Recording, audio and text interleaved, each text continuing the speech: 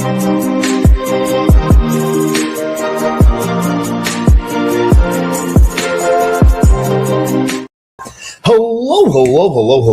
and welcome to another episode of TacoBytes, your daily bite of Degen, episode number 978. Yes, that means you have listened to me for 977 reasons. I don't know why. But we have an amazing day today. A gentleman that we got to meet all the way in Abu Dhabi during the global AI show and global blockchain show, floor leader of the House of Representatives of the state of Michigan, the one and only Brian Posthumous. You really focus on the two. Posthumous. There you go. I always mess that up. GM representative. How are you today, sir? I'm doing great. How are you? Man, I'm amazing. I am rocking the taco vibes. My mom bought this for me for Christmas, so I have like a whole suit of taco now. That's awesome. Yeah, it's been gosh, 3 weeks since we met last in Abu Dhabi, and we had a good time having a conversation there, and glad to catch up again. Yeah, no, it was an amazing time in Abu Dhabi. Abu Dhabi was amazing. The global AI show, the global blockchain show, was just a really fun time to cover and everything like that. So it was really cool to sort of, like we were talking earlier. I was like, 5-minute interview, 20 minutes, you're like, yeah, I got time for that. I think, you had your aide with you. I mean, aide, cousin, nephew. Yep. Nephew, with you. And I looked at the timestamp, and the recorded section was like almost an hour, right? So, and we covered everything, which was sort of fun. There was a lot to talk about. There was one of the funny things that we talked about: Epstein files versus strategic Bitcoin reserve, and you literally said strategic Bitcoin reserve first. Yep. And then would you call this a release of the Epstein files, or would you call this a tease, a trailer? I don't. I mean, what percentage of the files have actually been released? I don't know. Like something small. So we'll see if anything more comes out. Okay. Yeah, we'll see. But for those that don't know who you are and the full title of what your pedigree is and stuff like that, we've had politicians on before, we've had people running before, so audience is not shy to politicians. But Brian, so everyone gets to know you a little bit more. Let's hear about you. All right. So my name is Brian Posthumous. By trade, I'm a 5th-generation farmer. So I actually started my career in hop farming. And so I grow hops for beer production. We're actually in the process of selling that right now. So after that, once that's gone, then I'll be a full-fledged politician, I guess. But I ended up running for office in 2020, got elected in 2020, basically because I'm from Michigan. And for those of you that don't know, our governor was one of the governors that completely locked down the entire state. And I had a lot of problems with that. Basically, it actually almost bankrupted my farm. But I found myself speaking out against that quite a bit. And I figured, well, I guess if I'm going to be speaking out against this and nobody else is going to do anything about it, maybe I should run for office. And so that's when I decided to throw my hat in the ring, got elected, and figured while I'm here, might as well make the best of it. Was there a lot of competition? A little bit. I mean, I won by a lot, but yeah. So I had I'm in a pretty conservative district, so I didn't have any real competition from the Democrat side. But in the primary, I was outspent 3-1, and all of the major money endorser, like major wealthy individuals in Michigan, endorsed my primary opponent, and we still ended up being able to win. That's always good, you know. But then and that's sort of hard because you see a split within a party line and stuff like that, and you're like, well, so but now you have one of the things that I wanted to comment on, your banner picture on Twitter. Okay. You have sort of like a newer age elephant there. I don't even remember what my actual banner picture looks like. I think I know, but what do you mean by a newer age elephant? Well, like, so normally it's been like just like the standard outline elephant, for the Oh, Republican Party, but you have like a little bit more distinct. Your media arm made you a more modern elephant.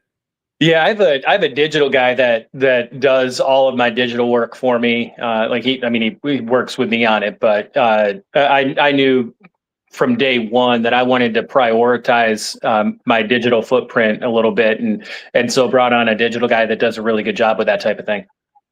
Nice. And so like, have you reached? So, but now you're the incumbent now, and Yep. so like the Republican Party is fully backing you on everything. Yeah, yeah, and I wouldn't say the party didn't back me. It was more just kind of the wealthy, the wealthier side of the donor community. For the most part, I had a few major donors, but my opponent had most of them, and he had and that opponent had been a long time like fundraiser bundler for Republican candidates around the country, and so it made sense.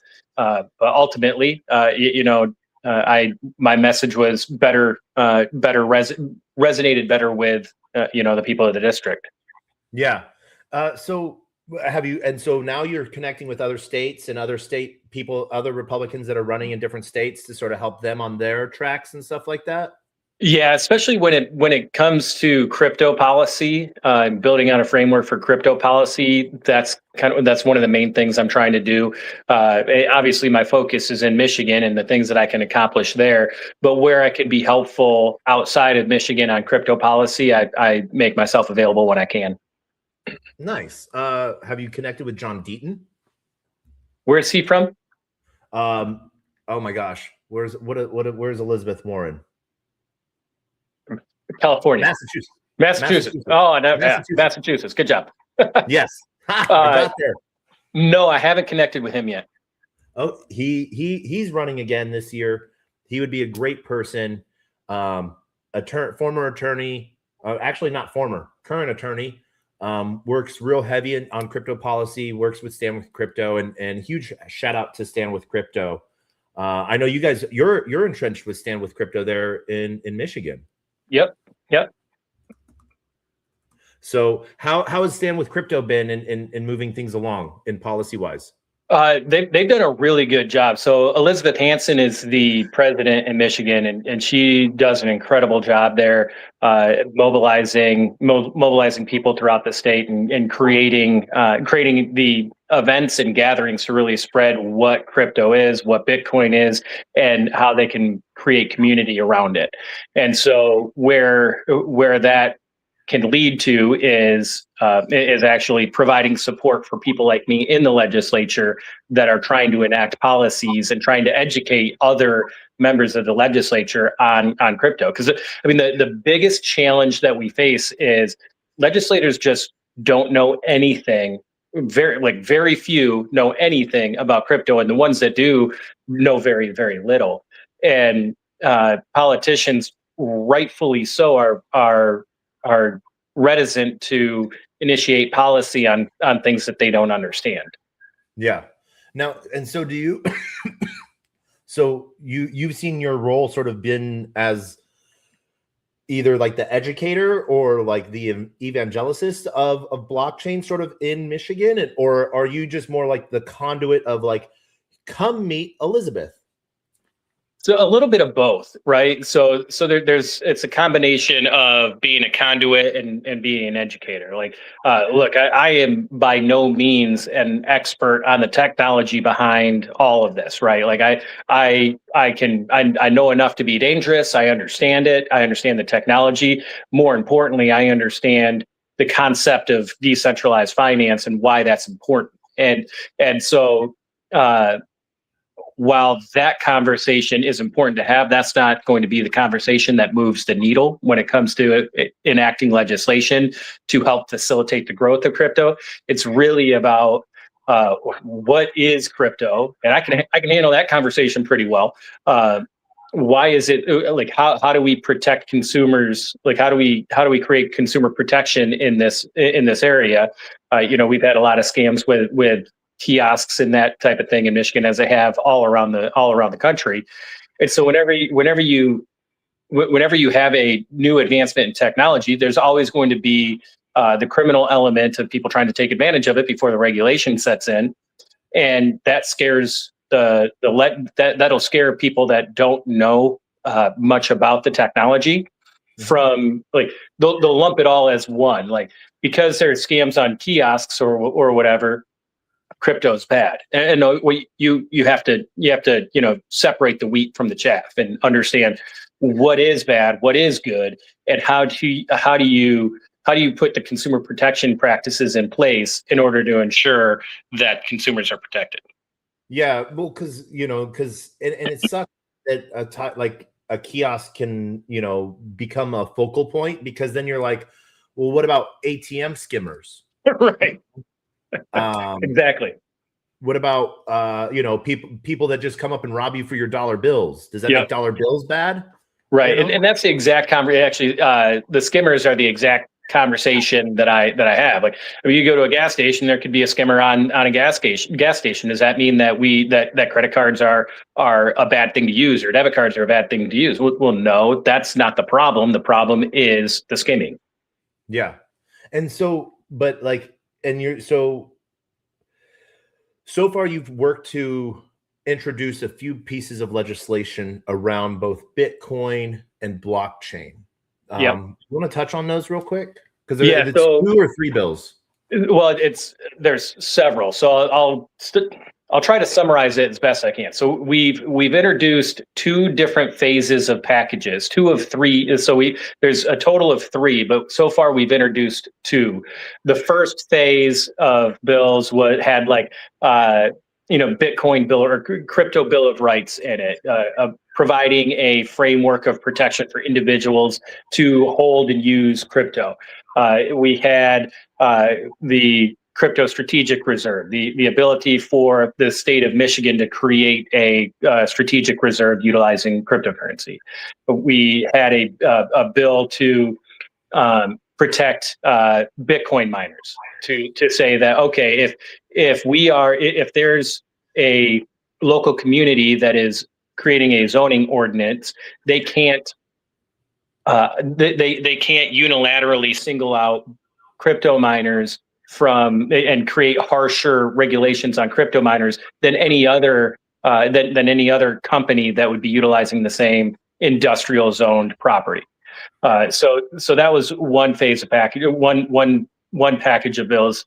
Another one had authorizing, created the legal framework by which the state of Michigan could invest our state pension fund, a certain portion of our state pension fund, into cryptocurrency, and built out how do we do that in a manner that we can take advantage of the best performing asset class over the last 10 years, but also protect our pensioners. Right. So that way we're not investing, the state treasurer isn't investing everything in a pump and dump scheme or the Hawk Tuah coin. You know what I'm saying? And so we built out the framework for that. I want some of my retirement fund to be in the Hawk Tuah coin. Right. It's crazy that is, we're still actually talking about that. Oh my gosh. Yeah, it's nuts. It's nuts. But yeah, fart coin. Can we not just put some fart coin in there? That has staying power. Right. So up until I introduced my bills, our laws are silent on the topic of crypto, because it's a totally new concept. And so when it came to our pension funds, our state pension funds, our state treasurer, to her credit, had invested a small portion of our pension funds into cryptocurrency. And to her credit, it wasn't some meme coin or whatever. We were at one point I think the third or fourth largest holder of Ethereum in the world, I believe, somewhere in there. Either way, it was a decent chunk. With the ETF or directly? It was ETF. Okay. Grayscale, BlackRock? No idea. Okay. That I have no idea. But at any rate, if she chose to at the time, however, she could have put that investment into Dogecoin or any other crypto that's out there, and because there was no safeguards on it. And so we built out the framework that said, okay, number one, it is legal, and the state treasurer can invest in cryptocurrency, but that crypto has to have a minimum market cap floor, and I think it was set at 250 billion or something like that. Whatever threshold would be just Ethereum and Bitcoin. I don't even remember what that was off the top of my head. And then also it had to be regulated by the SEC, so they had to have a ETF option, and so we built those frameworks in order to protect the pensioners. Nice. And so, if I remember right, the ETH ETF was trading around 3,800 when it launched. Bitcoin was Bitcoin was trading around like 34.7 when it launched. And so did you guys got to do the Bitcoin ETF as well to sort of balance that risk portfolio? I think we have both, but okay. I think the larger position is in Ethereum, but I do think the treasury went into both. Nice, good, because I know ETH is down a little bit right now. I don't like hearing that state pensions are down, but this is one of the things that it's a time, like pension funds are a time and market thing, you know? And so that's one of the really cool things about this, in this time next year, 5,000, 10,000, if you listen to Tom Lee, February will be at 10K ETH, so right. Let's go, Tom. So, and right now we're about 3x, just under 3x up from when the Bitcoin ETF launched. So that's actually sort of cool so does she have a crypto background herself, or did she just look at it from a bean counter perspective? I think she looked at it from a bean counter perspective. She has a better understanding of crypto than pretty much anybody else, than most of the people in state government that I've had a conversation with.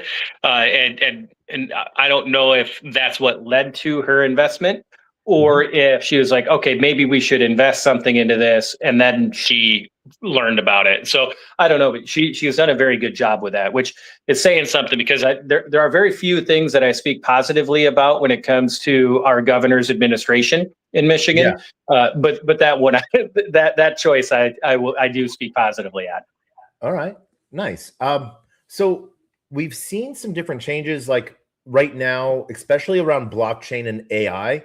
Where do you see, how is Michigan sort of approaching AI right now?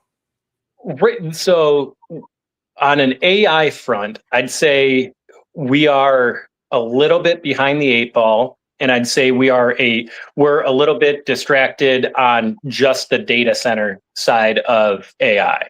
And because that is a big conversation to have. It's controversial among local communities and that type of thing. It's just a difficult conversation to have.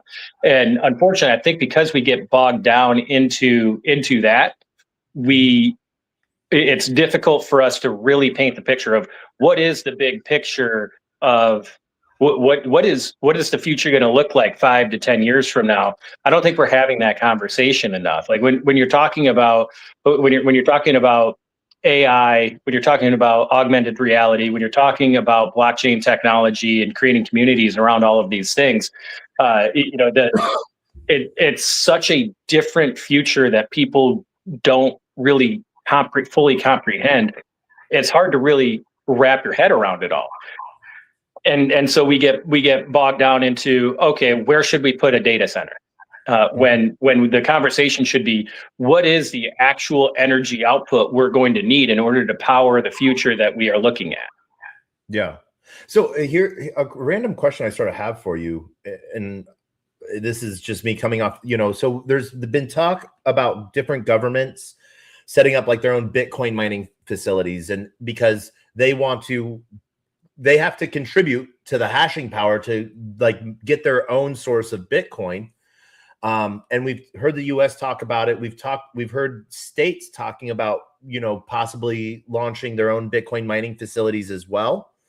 But one of the things that we haven't really talked about, sovereign compute and sovereign AI, like AI that's working on behalf of the person that owns it. Yep. What about state-owned data centers processing your own compute? You're providing your own inference for AI. So Michigan, is pro data centers because you're running your own AI that is not being jerry-rigged in any way, shape, or form in helping you assist this run the state. So I get very nervous when we talk about government control of things of that nature, right? Like, the number one thing that turned me on to decentralized finance and crypto was, how do we take money out of the government's hands?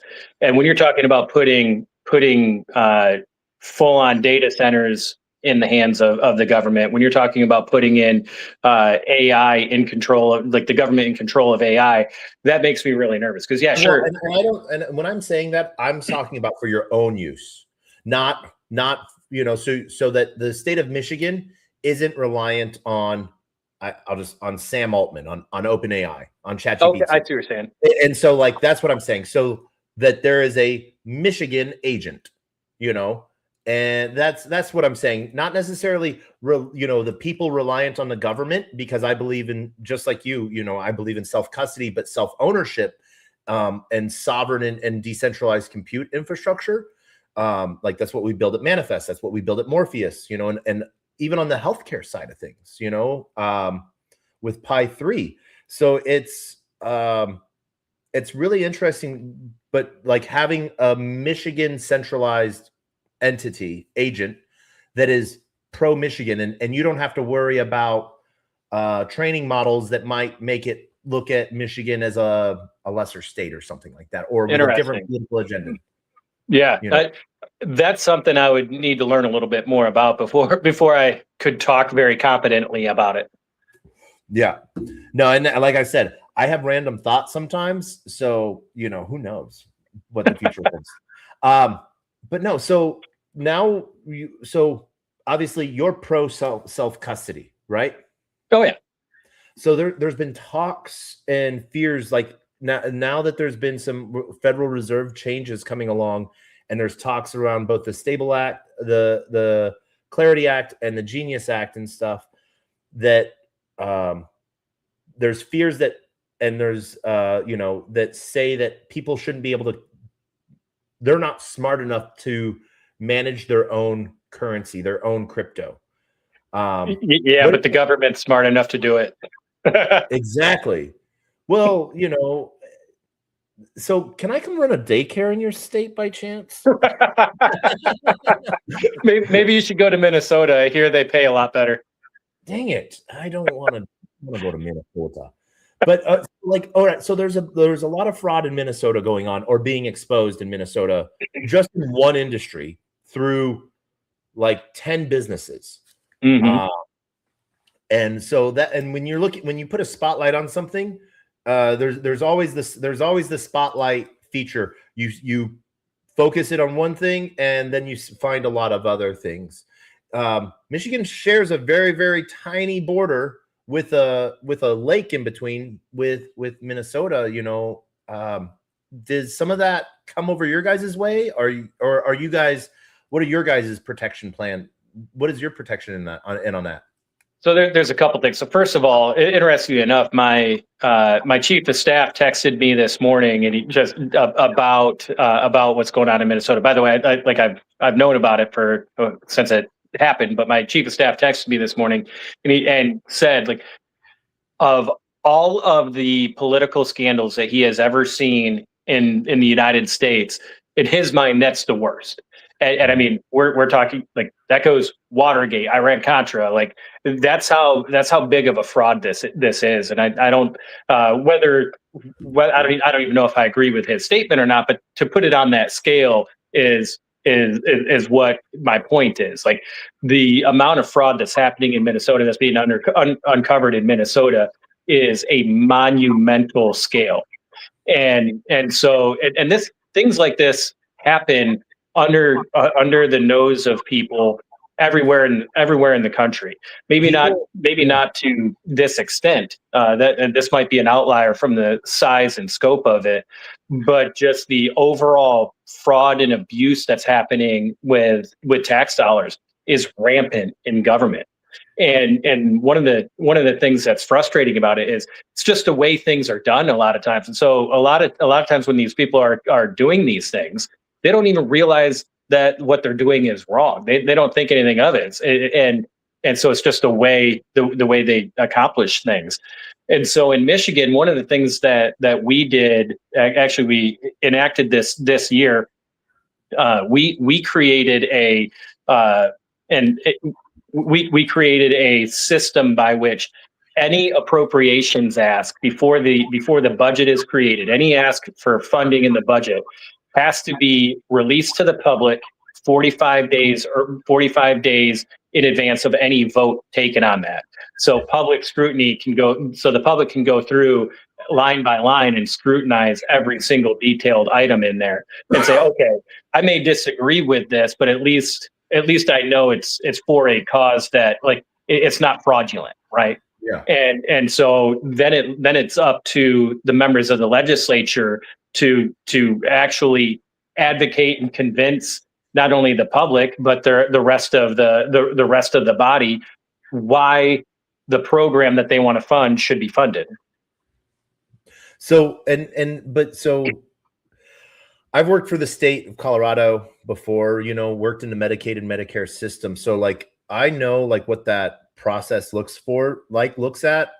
And so money gets earmarked for Medicaid services or human services. And this I was talking with someone yesterday about it, and I forget what like that's empathy on the almost on the verge of self-harm, like where we want to take care of other people. The government wants to take care of other people, most of the time.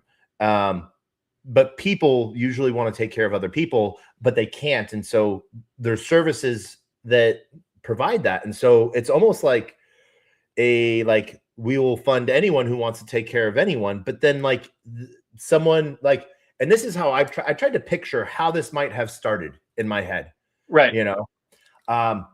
Someone filled out a grant application to start a business, and but then like the building deal fell through, but their check got approved. Right. And the check came, and then the next check came, and they're like, well, wait. Then the third check, and they're like, wait, I don't have to actually run this to do this? Right. Oh, I'm sort of thinking that's sort of how it went. And so like, there's been a little bit of like talk of like, could blockchain have solved this in any way, shape, or form? And there's the line, trust but verify. And and at the end of the day, I'm like, well, blockchain would have shown where the payments went to, but they wouldn't have shown that there was no kids in the daycare center. Right. Yeah. And there's certainly, as most people who understand blockchain technology know, there's a lot higher level of security in it. But that can only account for so much when it comes to fraud. It makes it more traceable. We know where the money is going a lot more easily. But the blockchain isn't going to be filing reports on the number of kids entering or leaving a daycare any day. You know what I mean? And so there's always that element of what frameworks do you have to put in place in order to prevent fraud, and it just gets cumbersome. And so there's an old saying that government creates more government. And that's, I mean, that's the truth, because anytime you have a government program, whether and this is ignoring the question of whether you should have that government program in the first place, but anytime you have a government program, there's going to be problems within that you have to then create a position for a bureaucrat to oversee that. And then that's going to create a problem where you then have to add another layer of government to oversee that. And so it's just this all engulfing beast that never stops growing until somebody says, okay, enough with all of that. I'll take the blame. We have to cut all of this and rebuild. Yeah. And instead of having overlaps of Band-Aids restructure. And I wouldn't say government, yes, government creates more government, but I also think that, like, I don't want to say always bad actors, but like human idiots. And the reason why I say that, do you know the very first warning tag that was instituted on microwaves? So I want to hear this story. The very first warning that was instituted on microwaves was, do not put your pets in it. Oh gosh. Yeah. And now when you buy a new microwave, the cable has like 10 warning stickers on it for like 10 different things because, yeah, someone wanted to dry their animal. Yeah, the human capacity for idiocy is endless. Yeah. And so it's an interesting take to sort of see like more red tape happens because people do things that you would think that, I don't know, but no, it's very interesting to see. I really hate the fact that it's now turned into a racist thing to call out fraud. Right. That's the new thing, I guess. So gaslighting to the max. My experience has always been that, anytime Democrats are getting called out for fraud or failure, all of a sudden now it's not okay to call them out because it's racism. Yeah. No, and it's very interesting to sort of see. But have you followed? So you follow the fraud piece, but have you followed Shirley at all? The gentleman that sort of uncovered it all. No, I have a very surface level understanding of everything that happened in Minnesota at this point. So I'd love to hear the story of how it was uncovered. So Nick Shirley, he's like 23-year-old or something like that, like, journalist, like gotcha journalist, type of guy that is out there, trying to, like, in one day, this is basically, he uncovered all of this in one day. And, he's been creating YouTube content on like different like things and breaks in the system for a while, but this is one of those ones that just sort of broke it all out. And what's interesting is, he hasn't been getting any funding or anything like that to do this. But what he went and did the other day was launch a creator coin on Zora on Base. And like, it became like one of the hottest tokens on Base, for a minute. And this was sort of one of the big things of creator coins at its finest, Yeah. where, getting, he made like in the fees alone for launching his token, he made like around 46K as of like 2 days ago. He's probably made a lot more than that since then. But yeah, Nick Shirley. So I love this grounded, and posted it on Twitter, and then it got picked up steam on Twitter, So people sort of play the power of people media, and it's interesting to sort of see how things can sort of blow up like that. Have you been getting any questions lately about like coming into, I know we're at the almost, is session out right now? That's the right term? Yeah, so we're on Christmas break right now. So we adjourned Sine Die, which means the last day of the session for the year. I think on the 23rd, I want to say, and we are the Michigan Constitution stipulates that the second Wednesday of the new year is when the legislative session restarts. So we'll be back in January 14th, I think is the second Wednesday. So it's mid-session then, so there's still a lot of discussion for things. Where's sort of what blockchain bills are up right now, and what are you trying to focus on? So there's three main bills that I'm trying to make sure we get through to the finish line. Like obviously there's a bunch of them, but I have three priorities.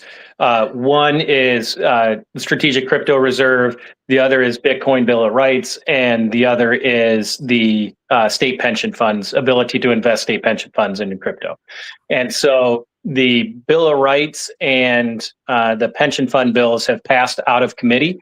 And so my expectation is that sometime in January, we will have a vote on the House floor on at least those two, and I suspect we will be able to pass those out of the House in January. So where the crypto reserve stands, I have some challenges there that I'm trying to work through with the Treasury Department, trying to figure out, all right, how can we get you guys to neutral? Right now, they're opposed to it, which is kind of holding things up. Have you have you talked to like Texas because Texas instituted a strategic reserve and they earmarked like 10 million. I think they only invested like 5 million of it. They bought Bitcoin on the dip, right. Good timing for them, right? Yeah, they're up on that, which is pretty cool to see. I guess I like seeing when like states or government makes a technologically advanced move, and it pays out. You know, even on the short term, knowing that it is an asset that can go up and down, but like right away buying something and then it just dumping the next day sort of sucks. But they waited for like it was like October 12th or 13th. Yeah. So after the October 10th dip in the market we had, dump in the market we had. So you see this. What is the Treasury's sort of like contention with it? So, part of it was an error in how the bill was drafted. So when the bill was drafted, and this was, we had a switch in staff, and so this change the ball was dropped on that, and so we're going to put an amendment in if we haven't already. So the way it was drafted originally, it would, rather than creating a separate fund that would be established that could be invested in crypto, it allowed part of the state of Michigan's general fund, actually 10%, up to 10% of the state of Michigan's general fund, to be invested in crypto. The problem with that, and understandably so, why the Treasury Department had a problem there, is everything in the general fund is expected to be spent within a year.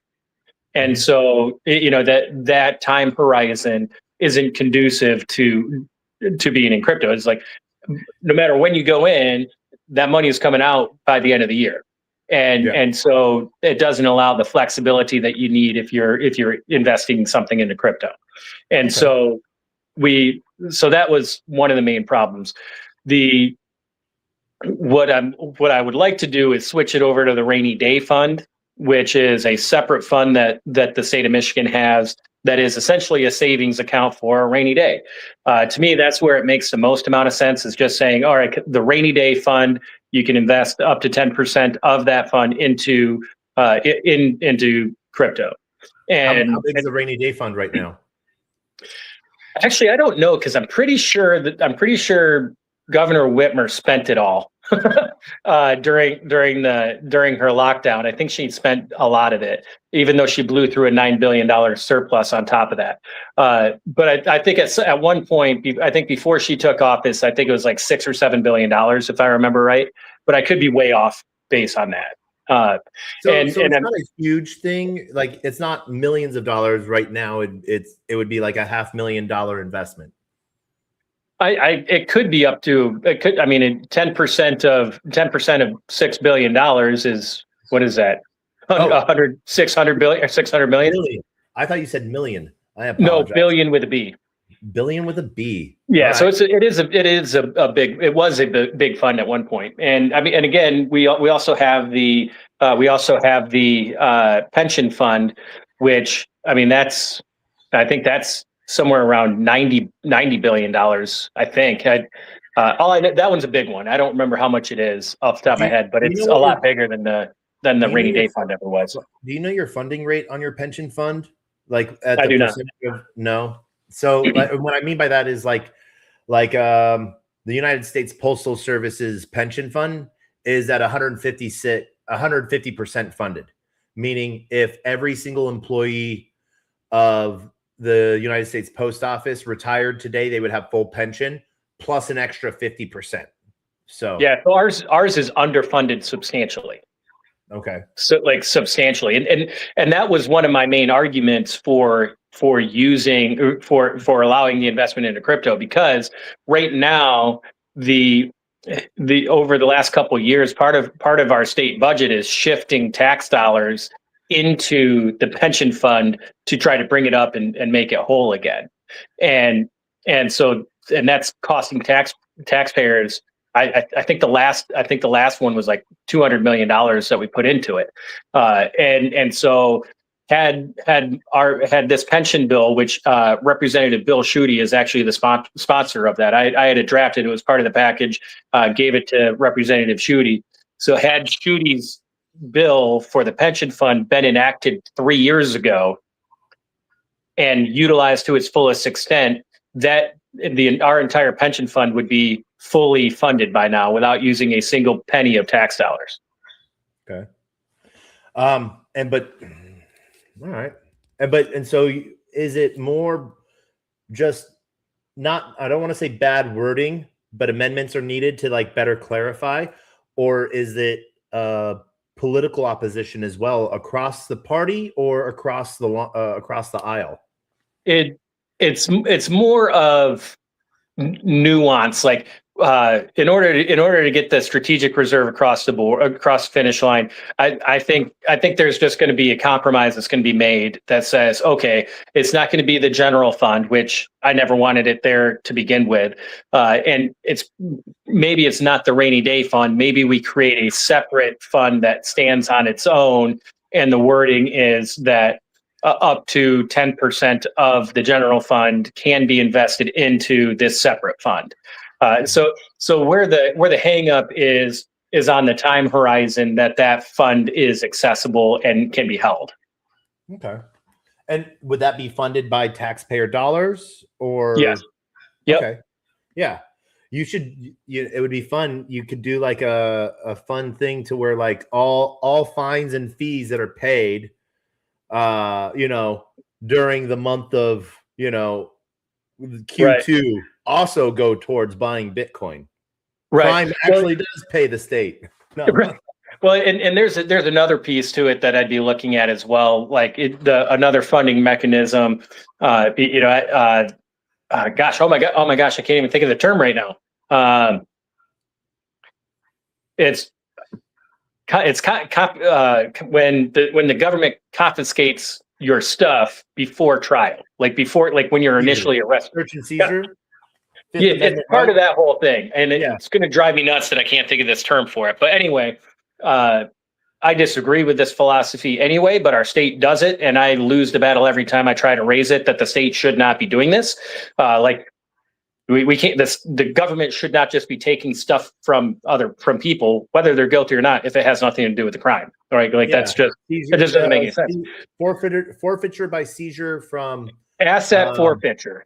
Yeah, and with eminent domain probabilities on it of we're going to sell it. Right. Auction. Right. So right now, one of the areas where I think we could do that is anything any gains to the government through asset forfeiture should go into that pot. Now, again, I don't think that practice should exist at all, but it does. Yeah. All right. So, I guess then, like, what do you sort of see as next? Like, what are like, and I assume Stand with Crypto is helping with all the drafting and the amendments and everything like that. Yep. And are you getting, so there's Stand with Crypto Michigan, there's Stand with Crypto National, or are you guys getting support on the national level as well? I've mainly just been working with Elizabeth on it, so I haven't really had any conversations with national. I've been working a lot with Satoshi Action Fund as well on it, Mhm. and so that's where a lot of the language came from on several of these bills, and so they've been instrumental in making sure we're getting things across the finish line. But the next step in my mind is getting the pension fund bill and the Bitcoin Bill of Rights up for a vote on the House floor, and moving the strategic reserve bill through the committee process. All right. All right. And so here's a random question then. As you know, because national political donations, do you receive political donations on chain? No, Can you? I don't know. I've actually, it's interesting. I've never actually looked into it. Okay. All right. We might have to look into that. But yeah, no, because I know there's like a really cool friend of mine, Leap. He helped start up donate.gg, on-chain donations. Red Cross, St. Jude's is St. Jude's is like the major one that he's working with. We're taking donations on chain. In the last 7 months, they've raised like 7 figures for like Wow. St. Jude's and cancer research and stuff like that. And so I know there's been some other politicians that have taken donations on chain. Trump administration, Trump did on a federal level and stuff like that. I know Gemini managed that on the donation side and the reporting, so everything was, legitimate and stuff like that. So yeah, but then I know a lot of it went to PACs and super PACs, and then they filter it out as cash. So yeah, Interesting. I'll have to look into that. Add those buttons. More buttons. I love the buttons on the emails. Well, it's more ways. I'm like, the more ways you can give money, the more ways you can, the armchair people, the armchair supporters can actually, the easier. And that's one of the really cool things about crypto is how easy it makes it to send to someone. Right. So, do you have any pets? Not currently, actually. So a couple years ago, I had to put my dog down, and I haven't had the heart to get a new dog since then. So, but yeah. But you got a farm, so you don't got animals. No, it's strictly crops. So it's all we just grow hops there. What's that? Barn cats? No, barn cat. I don't do barn cats. I don't do barn cats. Oh man. They always end up sick, and it's a problem. Okay. All right. Yeah, no, I just, I would think, hops. I know Governor Hickenlooper. I knew him before he was mayor. He used to run a brewery and stuff like that. So Oh, really? Yeah. Now he is Senator Hickenlooper. Okay. Yeah. For Colorado. So, all right. Next election is in what, 2 years? No, I'll be up for re-election November of 26. November of 26. All right. So that means you're running, you're shaking babies and kissing hands. There's a lot of baby shaking and hand kissing. Yeah. I think we're supposed to do it the opposite way. It's funny. So have you ever seen the movie The Campaign with Will Ferrell and Zach Galifianakis when they punch the baby? That's the best part of that movie ever. It is. Yeah. I just got nervous. Yeah. I forgot the order. Yeah. Man, those two guys. So all right. So what's are you going to run for re-election? That's the plan. All right. And you got the backing to do it? Yeah. I should be able to win relatively easily. So like last election cycle, I spent 95% of my time campaigning for other people, during the campaign side of things. I mean, like I did the things in district that I needed to all, during my term to, where, my face was out there. I knew the people, and I had the support that I needed to. And so I didn't have to worry about spending a ton of money in my own race and spending a lot of time in my own race. But my main focus was ensuring that we took control of the House of Representatives, which we were able to do. We were the only legislative body to flip control in 2024. Nice. And so you've run 2 terms now, right? You 3 run 2-year terms? Yeah, 2-year terms. So I ran in 2020, 2022, and 2024. Okay. All right. Nice. There's people that have talked about term limits. Is this something that you think that should be a term limit, or you think that, you'll run it until your wheels fall off? Or so in Michigan, we have term limits. So in Michigan, you can serve a total of 12 years between the House and the Senate. So you can spend all 12 years in the House, you can spend all 12 years in the Senate, or you can do like 4 in the House and 8 in the Senate. And are you going to try to upgrade to the Senate one of these, like, next round? No, probably not. I mean, if I was ever going to move to the Senate, it would be 2026, and it really just doesn't make sense for me. I mean, so I'm the majority floor leader in the House of Representatives. I'm the second highest ranking member of the House, and so if I go over to the Senate, now all of a sudden I'm a back desk member of the legislature again, and so and plus I'd get paid less to represent 3 times the size of a district, and so there's that too. Hey, pay the bills. Right. A friend recently came out with an app called Insider Wave. Okay. And it tracks the portfolios of representatives. Mm-hmm. And because representatives have 45 days to declare their trades and stuff like that. Right. And this started about 3 years ago, I think it was. He was like on excuse my language, shits and giggles. He was like, I'm just going to copy, like, this is old news, but I'm going to copy trade Nancy Pelosi. Right. And that turned 38K into over 6 figures. And he's like, and then he just kept on copy trading her. And so now there's his app has like other representatives. And so as soon as like data comes out, it's like, this is the trade they made and stuff like that. So are you making trades, or do you think crypto should be regulated in the same way? So no, I have my 401k and all of that. That's really my investment vehicle, I suppose. I hold some crypto, although I have pretty much most of it out right now.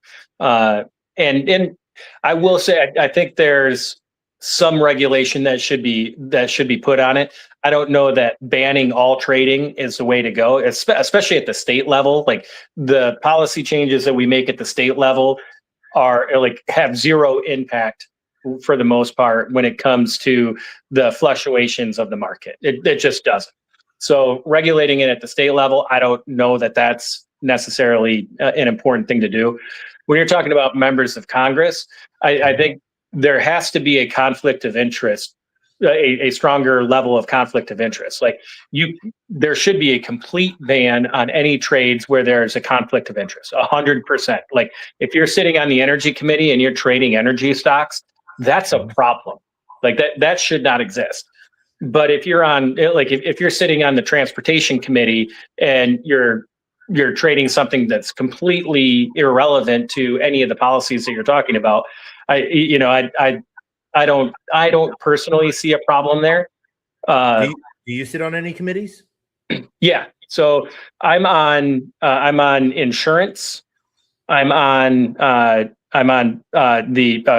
insurance committee, finance committee, and then the House fiscal agency oversight committee. So overseeing the House of Representatives budget. And I'm on the rules committee, which the rules committee manages the legislation. The rules committee reviews any legislation that's passed that gives the executive branch the authority to create administrative rules to ensure that that legislation is enacted. Okay.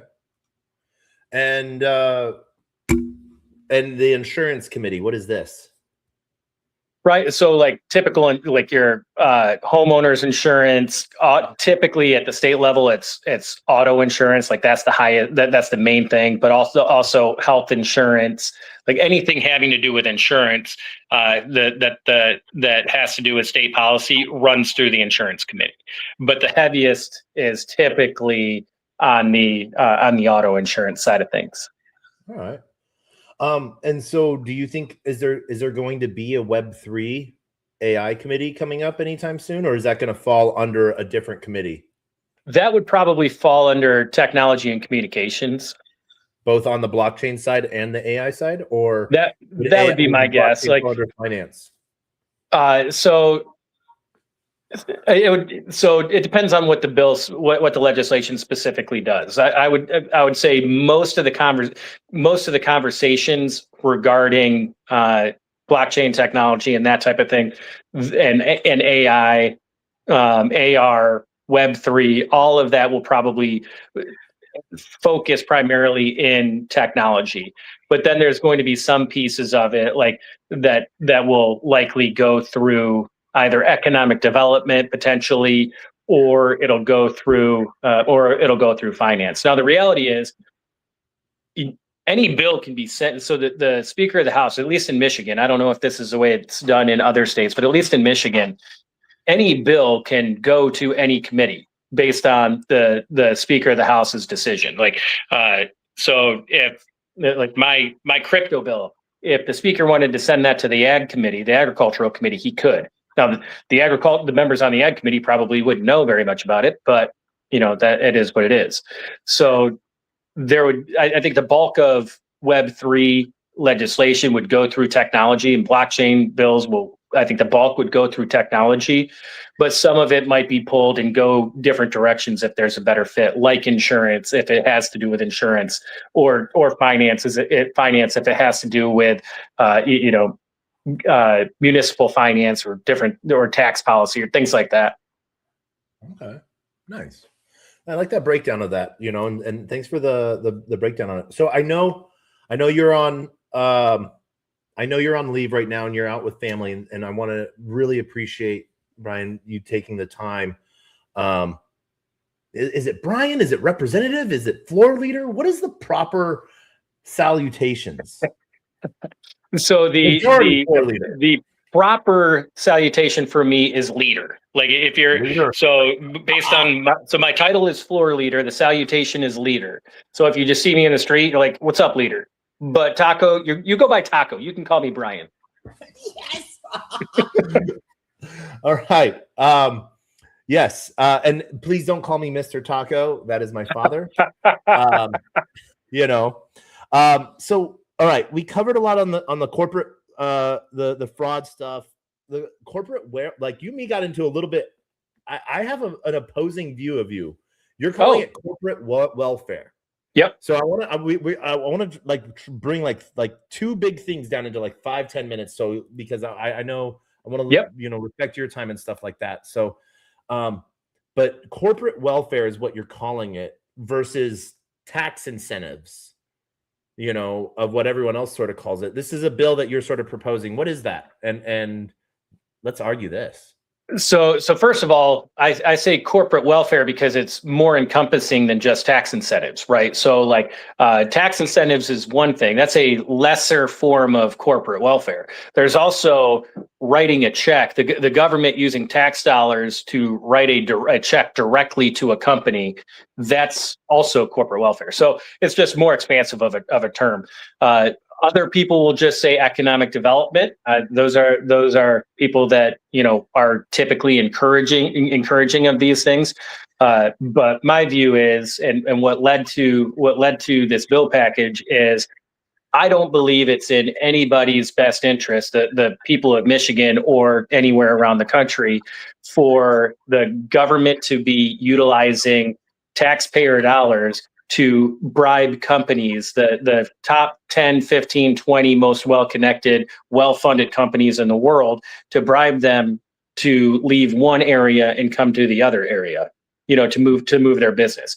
Ultimately, because this practice is being done, though, states can't afford not to do it, because it's a zero-sum game. If Michigan doesn't participate in this practice, then we can't be competitive. We are going to lose out to states like Kentucky or Tennessee or Texas or all of these other states that participate in this as well. So as long as everybody has their guns drawn and are utilizing these incentives, whether it's a tax incentive or just a funding of the tune of hundreds of millions of dollars, as long as that other states are doing this, Michigan has to do it as well. But it's a race to the bottom. And so I introduced, along with several other members of the House of Representatives, it was a bipartisan package. I think there's 9 or 10 bills in the entire package that would, number one, create an interstate compact that when enough states around the country sign on, it's a universal disarming of corporate welfare. So it makes it so none of the states can participate in it. Like I said, it's like no individual state can end this practice on their own. It has to take an agreement among everybody to say, okay, we're done with this. We're done using tax dollars to bribe companies to come to our states. So that's one piece of it. Another piece of it is that as long as the practice is still in existence, it builds a more narrow framework for what that has to look like. So, for example, the bulk of the money can't go out ahead of time before the project is done, right? Like it has to be, all right, this company spent $500,000 on this building for this business that they've gotten approved for. So they spent the money, they're going to show the receipts. Now you'll get a reimbursement. The bulk of it's going to be reimbursement based. And then also the bulk of it has to be performance based. Like I can't tell you how many times companies have come to us in the legislature and said, hey, if you give us $5 million or $100 million, we will create 10,000 jobs that will last forever. And then all of a sudden that subsidy gets passed, that company gets the check, and no jobs are created. And yet they get to keep that money.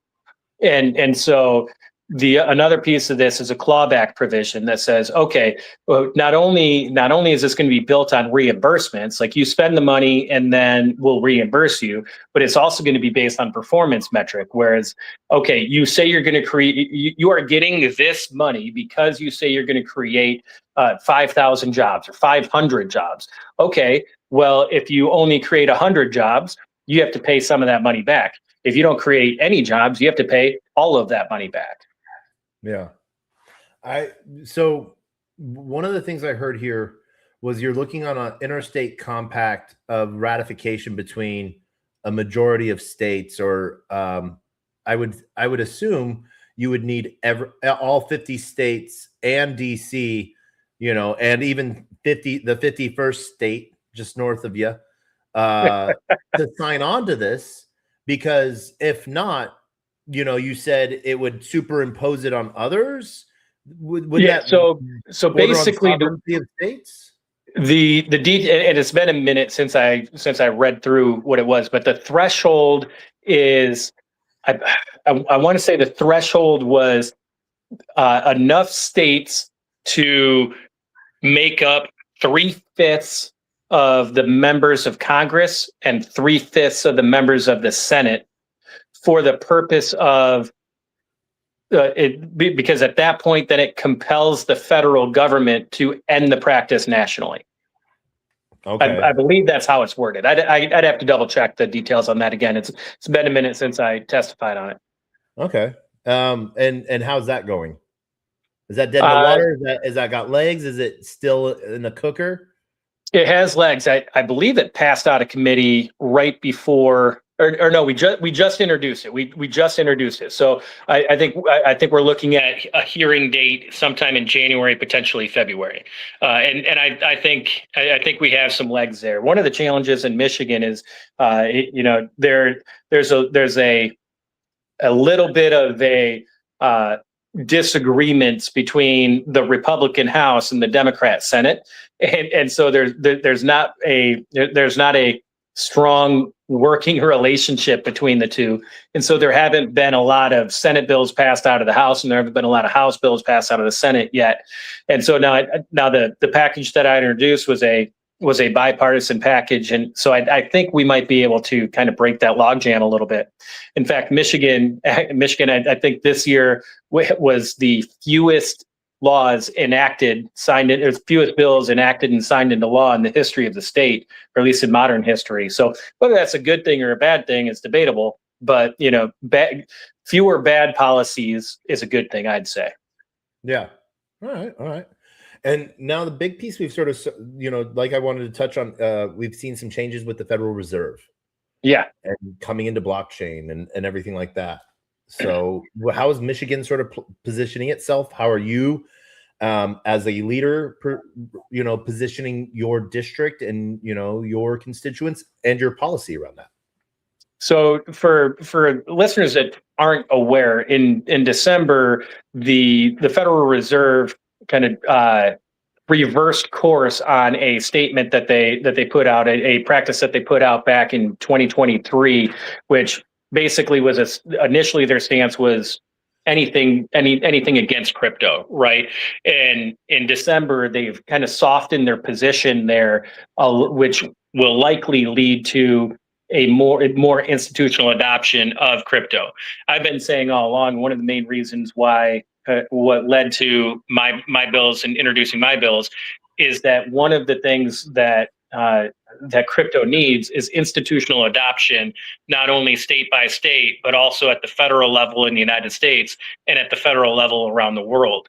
And the more institutional adoption we get, the less volatile the asset will be, and the more it'll become common practice and daily use for a higher number of people.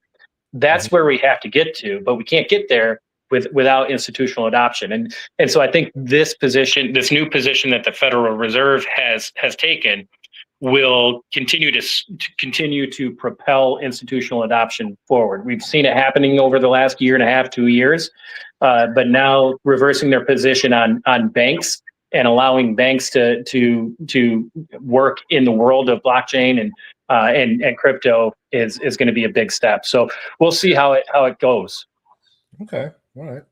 And have you thought of like state tokens? Funny you should ask that. Interestingly, it's never been something that I cared too much about, although one of the bills in the first package that we released for our crypto package created Mishcoin, which was a state-based token tied to gold and silver. So it would be done with both. I've had a lot of problems with members of the legislature on that one, so I'm not pushing it. But it was one where in 2024, a Democrat had introduced it, and so I was like, all right, let's have that person reintroduce it as part of this package to make it more of a bipartisan package as well. Again, not something that I care too much about, but we'll see. I don't think that was going to go anywhere though. We could launch Mitchcoin. I would just go, Michigan coin, and Mitch would be the ticker. We could launch Michigan coin in dollars, and then all of the fees for it, Michigan gets to their treasury, all the trading fees on it. But then you could accept payment of services in Mitchcoin, and basically, like, let's say Mitchcoin's trading at $3 or $1. Let's just say $1. Well, it pays for and I have a bill in Michigan, and a state toll bill or something like that. That's $20. So I pay in 20 Mitchcoins. Well, then Michigan gets those. They could sell them, get the $20, or they could then, put them back on the market priced at like $2.50. Mm-hmm. And then Michigan makes money on that, and they make money on the trade, all of those trades in between. Right. Let's do it. We can do that. We'll have to talk about that sometime. We could do that, and that would be fun, So, yeah. No, there's a lot of things that there with like a state token you could do, Right. People, So how long have you been in crypto?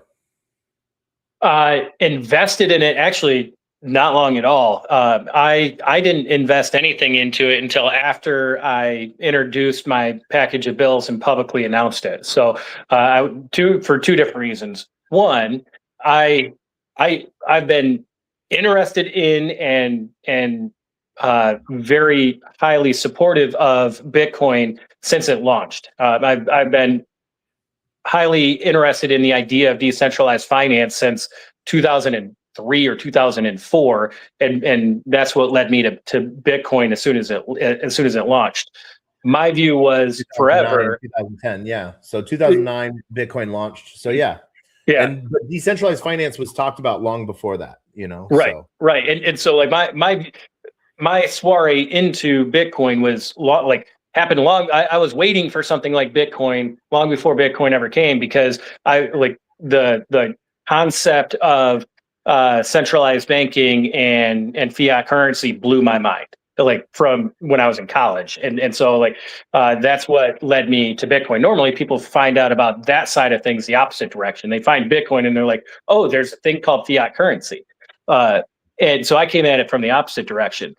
But my view was always like oh my gosh, the Federal Reserve is going to destroy this. Like they're going to shut it down as soon as possible. But then then that just never happened, and now it's too big for that to happen. So then I was like, okay, I guess I guess it's never going away now. It's too big for the Federal Reserve to stand in the way.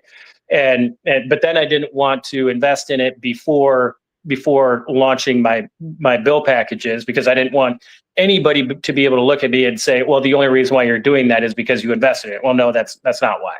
And so I did the PR campaign when I launched the packages and introduced them. And then after that, I invested into it. And it wasn't much. I think I have like 10 grand in it.